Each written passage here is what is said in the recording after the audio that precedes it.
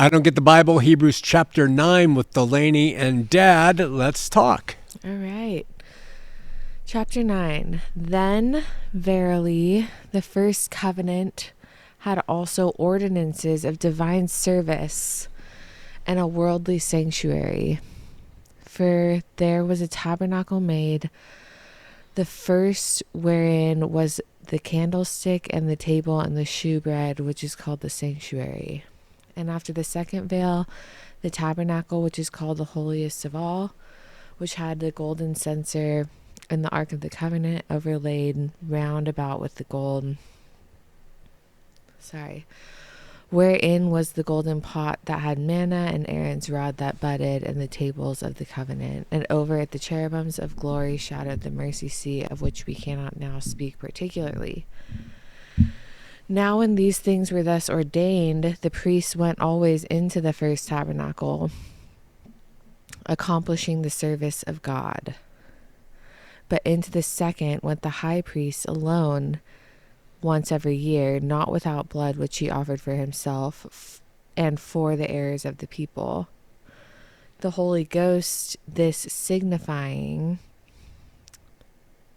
that the way into the holiest of all was not yet made manifest, while as the first tabernacle was yet standing, which was a figure for the time then present, in which were offered both gifts and sacrifices, that could not make him that did the service perfect as pertaining to the conscience, which stood only in meats and drinks and divers washings and carnal ordinances imposed upon them until the time of Reformation. So does that all make sense? Yeah. Okay. Just It was all material, all the stuff and types and pictures. Okay. And how it wasn't like perfect Right. yet. Right. But Christ being come Boom. and high priest of good things to come by a greater and more perfect tabernacle, not made with hands, that is to say, not of this building, neither by the blood of goats and calves, but by his own blood, he entered in once into the holy place, having obtained eternal redemption for us. For if the blood of bulls and goats and the ashes of a heifer sprinkling the unclean sanctifieth the purifying of the flesh, how much more shall the blood of Christ, who through the eternal Spirit offered himself without spot to God, purge your conscience from dead works to serve the living God. Jeez Louise. Yeah. Crushes. Explicit. Crushes. It's so good. That's amazing. Yeah. And for this cause, he is the mediator of the New Testament. That's another place where it articulates New Testament that is not the book. Right. Yeah, he's a mediator of a new Of your heart. Yeah, it's a new covenant, and he explained in the chapter before what that is. Yeah. That's yeah. why. And oh God, it's really clear. Yeah. Testament and covenant are interchangeable. Same. Yeah. Oh, okay. That by means of death for the redemption of the transgressions that were under the first testament, That by means of death, they which are called might receive the promise of eternal inheritance. Let me read that again. Yeah. For the redemption of the transgressions that were under the first, the Jews, they which are called might receive the promise of eternal inheritance. Okay. So here we come into all of Calvinism. Calvinism says that by using scriptures like this, God elected, called, chose, selected out from his people those who would be chosen to be part of the bride. They say that choosing continues on today. But that is not what the scripture says overall. He elected certain of the Jews to believe on his son so as to have a bride. That's all that is in reference to, because there's too many other scriptures that prove we choose. Gentiles we choose. So that's all I wanted to say. Well, it specifically says those under the first testament. That's right. Yeah. Those under the first testament. Which testament made them sinners? Because God gave law, and by the presence of the law is sin. Yeah. Okay, so for where a testament is, there must also be the necessity. There must also of necessity be the death of the testator. Yeah. So What the heck? so when you have a covenant, Yeah. there must be the death of what the covenant is based on. Yeah. So in the old covenant, there was Abraham, and God said, Abraham, I'm going to make a covenant with you. Abraham fell asleep. God slew an animal and walked between it, and that was the covenant made. The death of the covenant was the blood, animal of blood that was temporary. Christ is the testator of the new covenant. His death was necessary in order for that covenant to be effective. The Mormons say Joseph Smith is the testator of the new Mormon view. That's why he was killed. And so that's how they justify his death as being necessary for Mormonism to come forward as the new covenant. The problem is Smith did not die willingly. He died in a shootout. He died trying to protect himself and trying to get away from the bullets. So very different picture. Yeah, that it's a certain kind of death, clearly, because everyone dies. Right. So it's a certain kind of death. Good point. Right? Like a sacrifice, a willing sacrifice. A sacrifice, yeah. Okay. For testament is of force after men are dead. Otherwise, it is of no strength at all while the testator lives. Whereupon neither the first testament was dedicated without blood. For when Moses had spoken every precept to all people according to the law, he took the blood of calves and goats with water and scarlet wool and hyssop and sprinkled both the book and all the people, saying, This is the blood of the testament which God hath enjoined unto you. Moreover, he sprinkled the blood both with blood both the tabernacle and all the vessels of the ministry, and almost all things are by the law purged with blood, and without shedding of blood is no remission. So people say, why did Jesus have to die in this barbaric religion? It's laid out right there. It's laid out. That's just, was it like more culturally relevant to understand blood and sacrifice Of course. in this way? Yeah. Like, even back in Moses, like, it seems like it was like that's how they worked, and God was doing it how they worked. Or almost. Could have been, but I think there's much more metaphysical truth too. Okay. Because Leviticus says that life is in the blood. Okay. Yeah. Yeah. Yeah. So that's why if life is in the blood and the wages of sin is death, Yeah. then the wages of sin to be paid has to come by the shedding of blood. Do you get that? And so people don't understand that, so they say it's barbaric. I don't believe in blood needing to be shed, and they can't relate to it. But it harkens back to this stuff that God established with Moses through the law, and the shedding of blood of precious animals for their sin, for there to be a price for the things they did wrong, the giving up of their animal. So it's all related. Yeah. I didn't understand blood and death and sacrifice because I didn't think about life really. Like, Right. I think when you think about life and actually what is I think we're just really far removed from being in touch with life in that really like visceral way. Yeah. You know? So they might have been more in touch with it. I'm sure they were more in touch with it. And that's why today less and less people get it. But let me ask you this. Benjamin Franklin said this: life is made of time. Okay? Yeah. So when you sin, I steal your bike. I've stolen the time your parents used to buy the bike. I've stolen the replacement time you have to go to search for the bike, buy a new bike. I've stolen life from you. I've stolen time from you. I believe all sin is the theft of time from another individual, and time is the stuff life is made of. Therefore, to shed blood is to redeem that time, because the shed blood is to give life for the life taken. So anytime I think of sin, I think of it in categories of how much time does it steal. When you have an affair, the amount of time it steals from people is enormous. The one who's had the affair on them, they spend an enormous amount of time in pain, right? Murder, and so we can categorize sin by the amount of time that it actually steals in this world, but not in the world to come. Sorry. But like, why the thing that didn't translate to me, I get it more about Christ dying, but like an animal dying like it doesn't have time. It's more symbolic.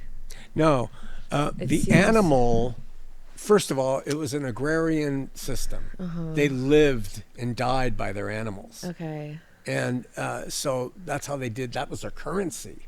So that was like sacrificing their food and their food and their money to raise it. Okay. And then the animal, the blood was sprinkled temporarily to cover, but the meat was given to the priests to eat. Yeah. Okay. So it was a sacrifice for them to pay for the crimes that they had done temporarily. But like he just says, the blood of bulls and goats cannot make up for sin. Only a perfect sacrifice can do it.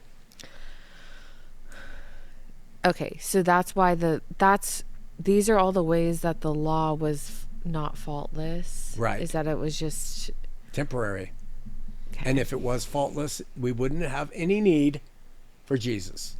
And the Jews must have kind of known that because they knew a Messiah was coming. I know. What's the point of a Messiah if their law worked? Because they thought the Messiah was going to be the one who emancipated them from Roman rule and other. They wanted to be the earthly dominant ones.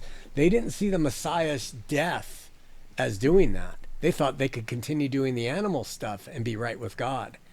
And so when he showed up, they were like, "Who are you, you little wimp? We don't know you." I see. The thing they really wanted was material freedom. That's right. And to keep just being rule. the man.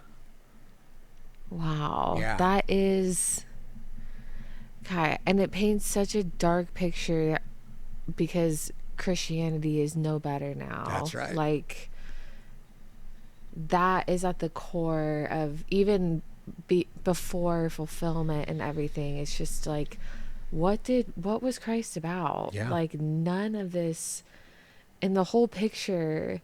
To say that he wants a material kingdom is really unbelievable. Unreal. Which is why years ago I wrote the book, My Kingdom's Not of This World, and that Christians should not be known for trying to do what the Jews were trying to do with their Messiah.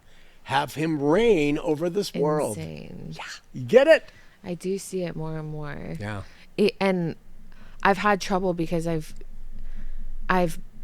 felt like fulfillment had to be understood for someone to understand that. No. But I don't think that's true. No. I think someone's heart can be in the right place with Christ, having not understood fulfillment in terms of what he's trying to do. Yeah. In fact, to parlay off that comment, if fulfillment wasn't understood and we're still living truly believing he's coming back to get us, then the reality would be that the churches should even more so not be involved in politics. They should just be worrying about their own holiness and preparation. Yeah. Like, because the New Testament church never got involved with politics. Yeah. But see, either way, it doesn't matter. They lose. They're wrong. Or just, that's what, when I've heard you be like, if he hasn't returned, we should be doing X, Y, and Z. I've associated that with like, oh, the evangelical thing makes sense then right now because they're trying to do X, Y, and Z. Right. But they're doing it, even still, it's in the wrong ways. So like you just really astutely pointed out, even if you strip fulfillment out of it, they're wrong. Yeah, They've been wrong since, and that is the spirit of man. That really helps to be like, because I feel limited in being able to talk about things because I feel like it hinges on fulfillment and you have to have a really big conversation. But so it's almost like if you sat in front of a crowd of your friends You say, let me first bake the cake. The cake is Christ and his apostles and the church he established, which you say he's coming back to take, that you're part of. They did not, he said, my kingdom's not of this world. The literal context was him fulfilling a kingdom that was of this world. Yeah. That expected him to be a literal king. And they killed him. Yeah. And he said, it's not of this world. Like, That's right. yeah. And the icing on that cake is fulfillment. So you got a double whammy to knock them down, which is why I'm so certain on things, and yet people just won't hear it. Yeah. I'm so glad this is coming. That is really helpful. Reading Hebrews. It's the book. Yeah, I was so scared to read it, but it's been the most productive for me, I think. Good. It just makes Christ make all the sense. Yeah. Okay. Where did we end off? Sprinkle with blood. It was verse 23. It was therefore necessary that the patterns of things in the heavens should be purified with these, but the heavenly things themselves with better sacrifices than these. Ooh, what does that mean? The patterns of things in heaven. The patterns of things in heaven were the tabernacle and the golden censer. Those were the patterns of things in heaven. Yeah. But the heavenly things themselves, that is such an interesting, that's like on this abstraction thing that we're talking about. Yeah. Like there is such a theme with a thing itself and a representation of that thing. So much. With Christianity. Because the thing itself is the reality. It's the reality. And the fulfillment of the reality of everything is him. Yeah. It's nothing else. That makes sense why I've been hung up on a certain thing of thinking all this time. That I think about this a lot. The material and immaterial? Yeah, or like representation versus thing itself. Like it seems like that's at the essence of, that's how I understand the Bible mostly, with like idolatry or pride, like literally all the things that the Bible's trying to talk about, I understand through that lens. As like, Christ is, God's the thing himself. Christ is like a abstraction of God and mediated for, like, I really just understand it through that. I don't know. Okay. You don't? No, I do. I just don't know if I do to the extent that you do. It just, there's something really artistic to it.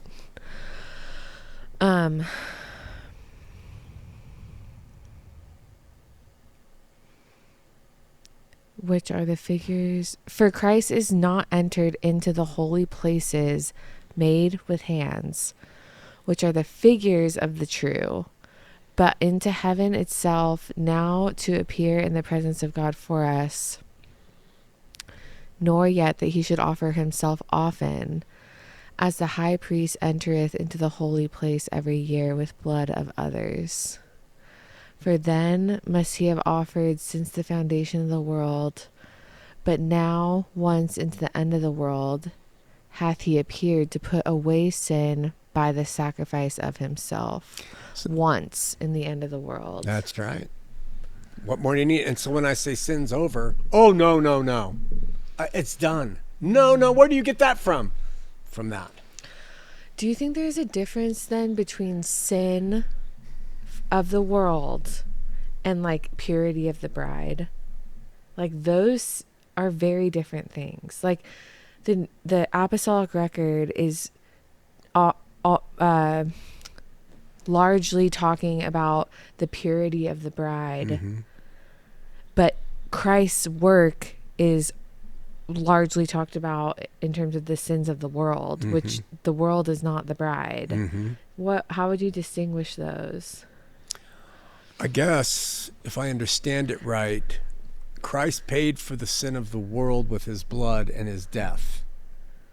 But the bride, because they came from the law, had an abundance of the Spirit of Christ, had witnesses of him actually, and had apostles to teach them, they were under a specific onus to live differently than the way the pagans and the fallen Jews and the hedonistic Gentiles lived. Yeah. They were to be different.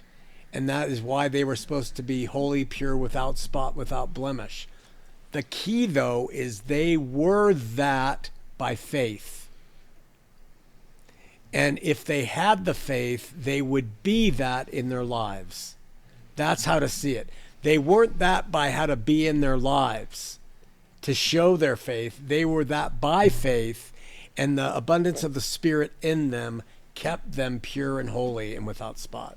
Does that make sense? Yeah. And then there's different kinds of, well, is that the Jews or the Gentiles? Both needed that faith. Yeah.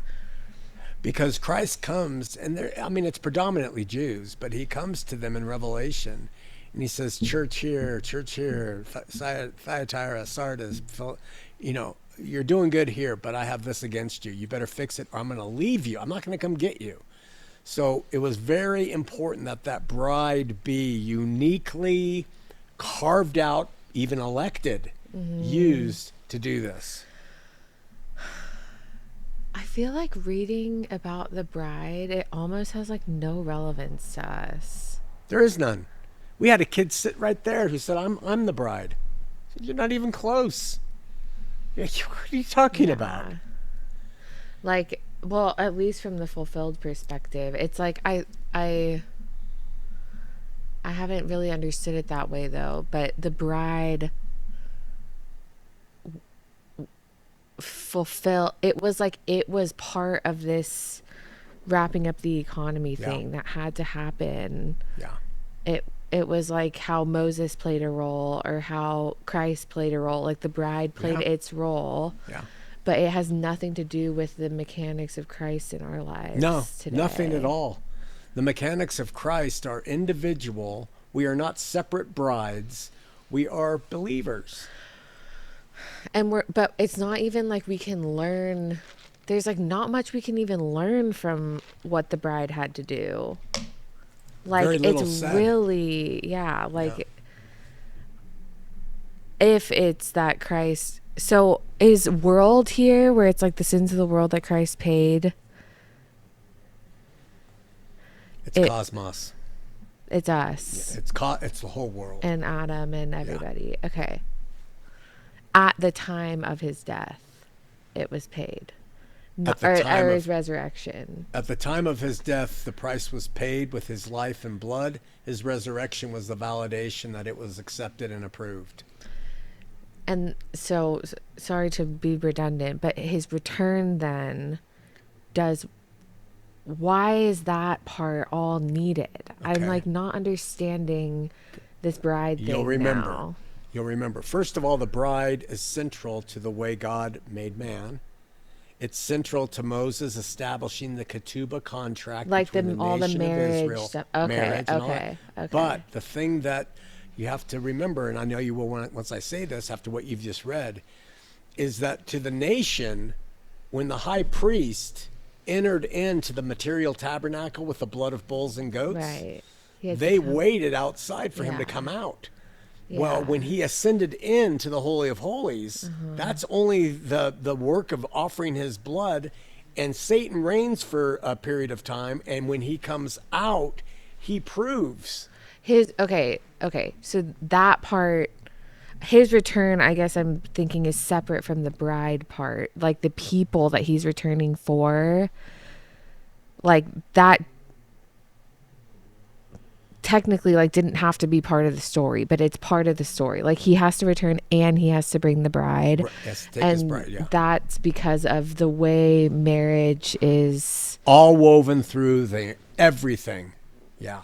Which is why marriage is so important to the economy of human beings today, and which is why believers should be really focused on making their marriages work, because it doesn't say many places that God hates things, but it does say he hates divorce. because it's the tearing apart of the two being one. He and his son are one. Adam and Eve were one. God and the nation of Israel were supposed to be one. Christ came as Israel, and he took his bride, and they were one. That is all the picturing that's going on through all of this. Make sense? Yeah. Unfortunately, we have people who make a bunch of exceptions to all this. It's not that God doesn't forgive you if you've been divorced. People get divorced. It's part of our fallen world. But it was a very different idea for the bride in that day. And Paul gives a lot of examples of how married couples need to be. He even tells them if you have an unbelieving spouse, your worthiness is going to be sufficient, So all of that stuff is at play in that time. But marriage is huge. And in the pictures and types in the Old Testament of Christ and the bride and all of that, is his death and resurrection and covering the sins usually shown in those pictures? It goes, he dies, he resurrects, and then he marries the bride. The death and resurrection, the sacrifice had to happen first before the bride. He could take her into the kingdom because she had to be cleansed by his blood. Okay, so that's seen in the Old Testament. That's really interesting. Yeah. Okay. Yeah. Good Thank stuff. You. Good questions. And as it is appointed unto men once to die after this, the judgment, so Christ was once offered to bear the sins of many, and unto them that look for him shall he appear the second time without sin unto salvation. And that's why people say, if it says in Revelation that the world, everybody who put him to death would see him, you have to cross-reference it with Hebrews saying those who are looking for him, which is why he told his apostles on the Mount of Olives, watch, look, you four do this, because signs are going to come to show. Be watching, don't be lazy, right? So we've carried that forward for 2,000 years, putting us in bondage with all of that. Okay. All right. Great. How long was that? 27. Oh, excellent. All right. Love you all. Thank you. Love you.